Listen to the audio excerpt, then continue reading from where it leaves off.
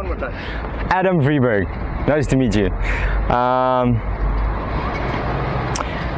Coming up here, I'm afraid. I'm also a bit nervous. As you see, I'm shaking. My heart is pounding. And I'm a bit groggy today. I'm not myself, so I'm afraid that I'm gonna forget what I spoke about.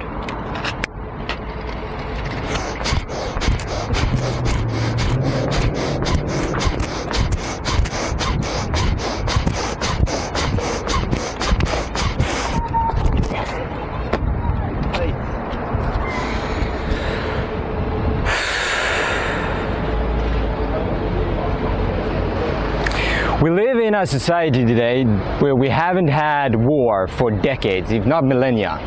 Yet every day, every person goes up and fights a battle.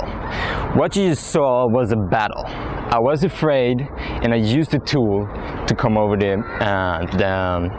thing I was afraid of. And I've practiced that particular tool for a long time. It's an anchor that anchors an emotion, and I use my breath and my body to clear my mind. And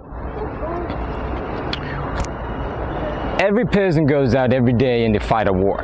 And the war is between their deepest fears and their deepest desires. Every day there's a pull between these things. And your deepest desires say, I'm epic, I can do anything, let's set these fucking goals, we're gonna go to the fucking moon, baby, woohoo! And then your deepest fears say, Adam, don't joke yourself. You're not good enough. You were not born for this. You don't have the skills. You don't have the ability. You don't have fucking nothing, man. Who the fuck do you think you are? And you have this pull day in and day out. And what I see is that this guy oftentimes is a fucking ninja. Right? He's a highly trained ninja. He has an armada of like 15 fire-breathing fucking dragons and 3 nukes ready to just fucking bomb this guy. And this guy is a fucking caveman from 10,000 BC with a little stick trying to defend himself. So every day people go out and they lose this war. They let their deepest fears pull them away from their deepest desires. And therefore, we have a lot of people going out not liking their lives. They don't have any joy, they don't have any love, and they don't strive, they don't grow because they're held back by their tools or by their fear. So, what do? How do we win this fight? We're at a war every day, but the guy that's supposed to defend us is, you know, an old guy with a beard and a stick, right? Against that guy. So we need to develop tools. And could I have a volunteer come up? Yeah, come up. So I'm gonna show you where all your results come from and how they manifest in the world. So if you can just stand here, like that. And if you imagine a line right in front of his eyes here, and on the top part, you have his conscious mind, right? It's his logic, it's his senses, what he feels, and what he sees, hears, and stuff like that. And he filters that in. And on the top part, you have his subconscious mind, which is his deepest beliefs, his emotions, and stuff like that. And these two work together. And based on what's in his conscious mind and his unconscious mind, his body is put in a certain vibration. If he's afraid, his body is going to be in a different vibration. He's going to be scared. You're going to hear it on his voice and you're going to feel it on him, right? And his vibration and the energy here is emotion. It's energy in motion.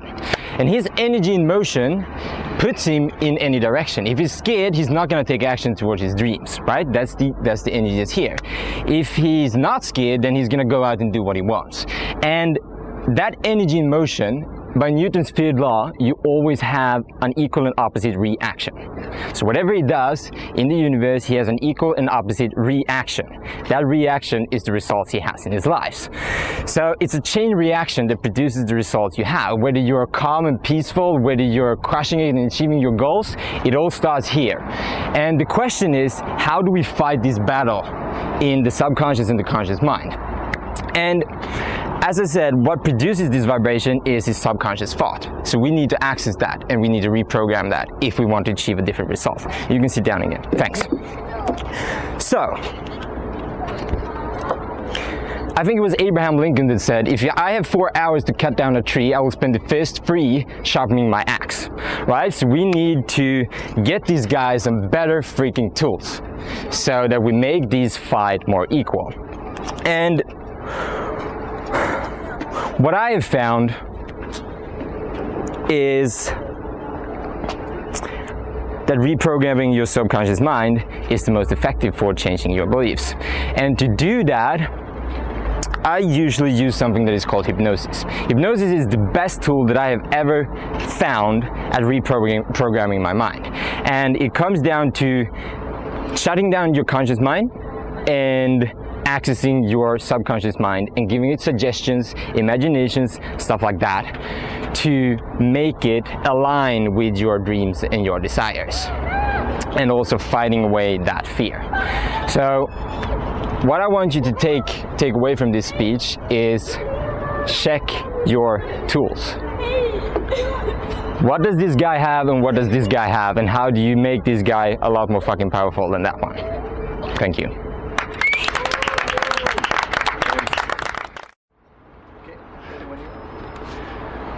Okay. How come it was so hard to pick a fight with Jesus? Yes, that is. Back when Jesus was our age, many people tried to pick a fight with Jesus, but no one succeeded. I mean, even Judas tried his best. He took a knife and stabbed Jesus in the back. I would be pretty upset if any of you would sell me to a couple of guys who wanted to put my body on a cross and leave me there for the rest of my life. Wouldn't you be upset? Yeah, but not Jesus. Jesus said, interesting. If you would say, Jesus, I'm really disappointed in you, Jesus would say, interesting. How come? If you would say, Jesus, I hate you, man, he would reply, interesting. How come? If you would say, Jesus, I think you're ugly in your face, Jesus would reply, interesting. How come? So last week I gave a speech about the brilliance of Tony Robbins. And the reason why I listen to Tony Robbins like Christian people listen to God is because of Tony's unique ability to explain human psychology. Tony says, all our negative emotions between myself and another person has origin in the same original feeling. And this is heavy, so let's say this one more time. All our negative emotions between myself and another person has origin in the same original feeling. And now you're thinking, okay, so how do we discover this original feeling? And I'm standing here and I say, thank you, good question. And my answer would be, we do the same approach as Jesus did. We say, interesting. How come? Interesting that I, or perhaps you, feel disappointed, feel frustrated, feel angry, feel sad, or feel jealous. I wonder, how come? Now I want your help. I want you to tell me, what is the feeling, the original feeling behind my negative emotion? Why am I really feeling upset, angry, disappointed, sad, jealous? Tell me. Lack of self-worth. Lack of self-worth. I want more.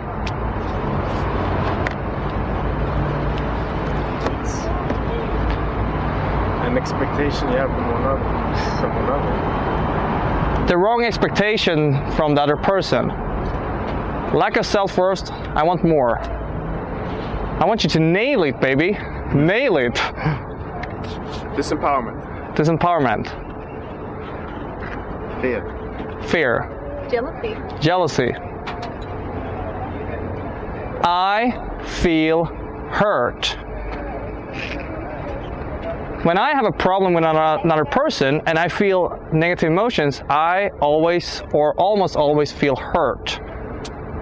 So when two people feeling hurt, they meet each other and they start talking, then that is what like a therapist would call a major, or it could lead to a major relationship problem. And I believe that Jesus, he understood this, and when he got attacked, the other person was actually feeling hurt, and he knew this. So Jesus decided to act with love, and he turned the other cheek around.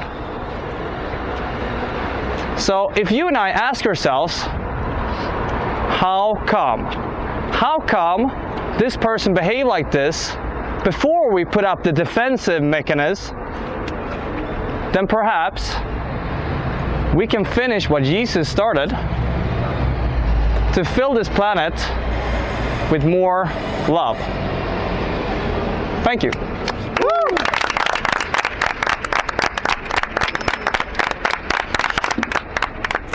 Okay, feedback. Okay. Nailed it. Yes. So I wanted to speak about emotions and what do I want to say about them. I think emotions and state are related. And have you heard about like state, controlling your state management, stuff like that? So a few nods, a few. State management is basically like, in order to be able to complete a certain task, you know that you have to be very confident or very happy or very, so you manage your state and you push yourself into it. And what happens is sometimes you can feel that you become automatic. Like you're not thinking about what you're doing, your actions just kind of happen. And what I wanted to say about emotions are that sometimes they trick you and sometimes they help you. Like sometimes the fear can be compelling and you want to be like, shut it out. And sometimes an emotion can just drive you into state and give you like power you didn't have when you were just like relaxing or just feeling fearful, or like the opposite of the fear. Like fear, is it the lack of confidence or is confidence something separate?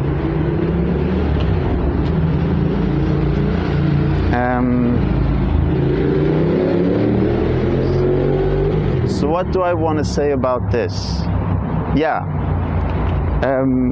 Have you ever felt that like you set a goal that you want to really achieve? In that moment you want it really bad. And then you're in a different state and that goal does not make sense to you anymore. So you're like in this confused state of being as you move along time that it's hard to keep your direction in something. And I just wanted to address this and talk about it because I think that we have to come to grips with what we truly desire. Not because there's this thing about being desire-free as well. Being desire-free can bring you into a really nice state. Like when you let go of desire and then you allow creative expression to move through you. And then you have this thing that's like your deepest layer of desire And if you can just find alignment with that and keep your focus on that, then I think that you can guide yourself in a direction that is truly purposeful for you. Because I've started rereading Think and Grow Rich by Napoleon Hill, and I've also been listening a lot to Eckhart Tolle, which is The Power of Now, if you've heard about it. And they're kind of contradictory, but still not. Like, from one perspective, if you look at it, they can be, but from another perspective, you can emerge them. And that's truly what I think the intent of both authors is that coming from a spiritual place as you go after what you want. Yeah. And so what I mean by this is, like, the point I want to make is that the state that we're in is truly important, so that we can be in alignment with what we truly desire, so we can relentlessly go after it. That's what I wanted to say. Yep. My name is Robin. I'm actually gonna jump some. Because how did you do it? Just like jumping up and down? Yeah, you breathe, when you pull up, you breathe in, Okay. and when you come down, you breathe out.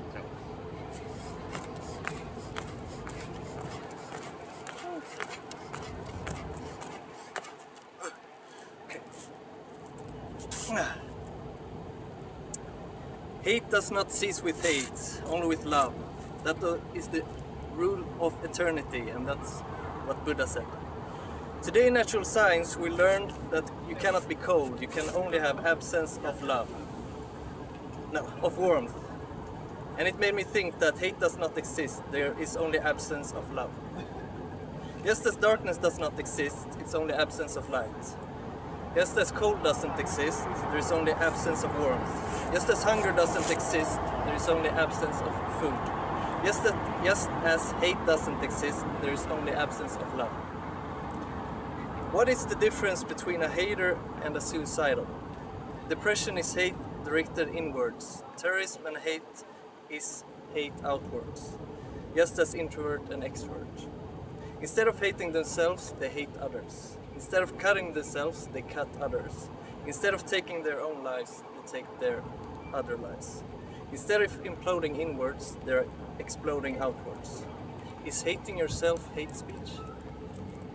Is cutting yourself a crime of hate? Is taking your life a crime? The most important question, if so, who is the killer? Hate is partially an environmental problem.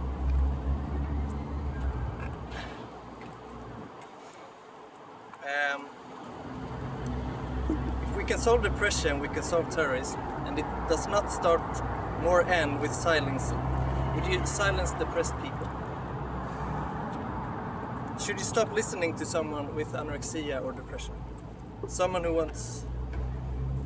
This is super important. Not eating or trying to take your life is the effect of a disease. You will never reduce Trump or Hillary supporters by silencing them, I promise you. If that belief was true, you change someone by bullying and screaming on them, psychiatrists would be the world's biggest losers. Weird, it helped those with suicidal thoughts. They turn those who think they're skinny to be normal. They turn those who hate themselves to love themselves.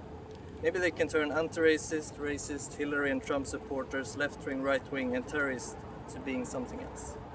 Thank you. Sorry guys.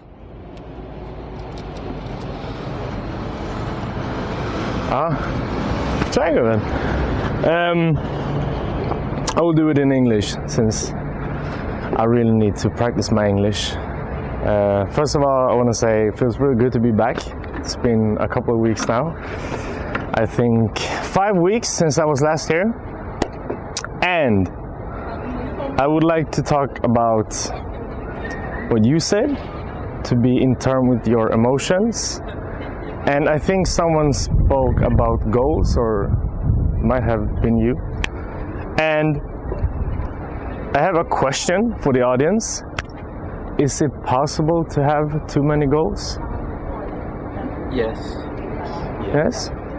I think so too. The reason why I thought about it is I was on vacation for 4 weeks. It was so nice. I was going to Greece to practice Greek in an advanced intensive course. I had big plans. I was going to read this book, I was going to do this, and I was going to do that. Eventually, I didn't do anything of that. I just went to the school and went to the beach, which was nice, but I became comfortable, which so many of us have done before. And so I started planning ahead. Gonna go back to Sweden, gonna do this, this, and this. It's been a week, and 3 days ago I had a panic attack. It was a huge, like, I couldn't breathe. I had like this huge rock in my stomach, and I almost broke down. I was at my office, I was trying to work, just kept it together, pushed through, but it stuck with me for 2 days. And I started thinking, why did I have this panic attack? And so I realized I had put too many goals for myself. I was being comfortable for so many weeks. I was doing but one thing. I went to school, and that was it. And then I planned for my new goals, which I succeeded, or not succeeded, I followed through in the way of beginning to make the goals. I was going to work, I was going to practice at the gym, I was reading books, I was doing this and I was doing that. I had too many balls in the air. So there is a saying that you shouldn't juggle more than 3 balls at a time. That's the same thing with goals. Don't put up more than 3 goals at a time. If you have more, it's hard to juggle them. So it's a tip. Don't get a panic attack if you have too many goals. Have 3 goals and that's it, I guess. So thank you.